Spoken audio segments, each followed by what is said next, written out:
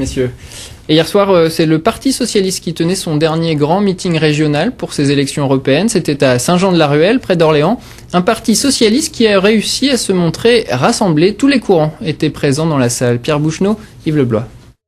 Rassemblés, des socialistes rassemblés sur une même scène, celle de Saint-Jean-de-la-Ruelle, enclave socialiste au cœur d'un Loiret qu'il est assez peu.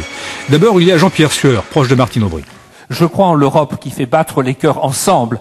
Je dis qu'il faut dire non à une Europe technocratique et oui à une Europe vivante, une Europe d'êtres humains qui croient, qui fait quelque chose ensemble pour l'avenir de l'humanité. Il y a François Bonneau, président de la région, venu expliquer en quoi l'Europe est fondamentale pour lui, pour le développement du transport ferroviaire et pour sauver la formation professionnelle. Eh bien, en tant que président de région, je me propose de sauver l'AFPA, comme les autres présidents de région, en faisant appel à l'Europe contre le gouvernement de mon pays et en disant non, l'AFPA, la formation professionnelle des plus précaires d'entre nous, ne deviendra pas une marchandise comme une autre. Il y a Cécile Jonathan, numéro 2 sur la liste européenne, proche de Ségolène Royal, et qui refuse que l'Europe rate le train des technologies vertes lancé par Obama. Les socialistes européens doivent porter aussi leurs efforts sur cet investissement en matière de nouvelles technologies. Car sinon, nous pourrons, dans quelques années, regretter de dépendre de brevets américains et d'entreprises américaines, alors que nous détenons là l'occasion, une opportunité historique de pouvoir modifier profondément la croissance et faire en sorte que cette croissance soit plus juste et plus durable.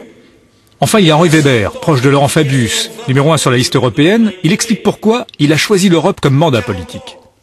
Nous ne pouvons consolider aucune grande réforme sociale, aucun grand progrès social et démocratique dans l'espace de l'Hexagone.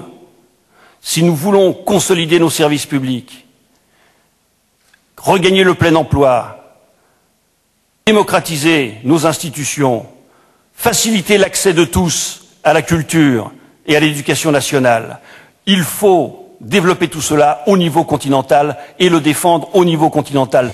En rappelant l'enjeu stratégique que devient de plus en plus le Parlement européen et en affichant leur unité, les socialistes espèrent remobiliser cette partie de leur électorat qui jusque-là semble leur manquer pour rattraper leur adversaire numéro 1, la liste UMP.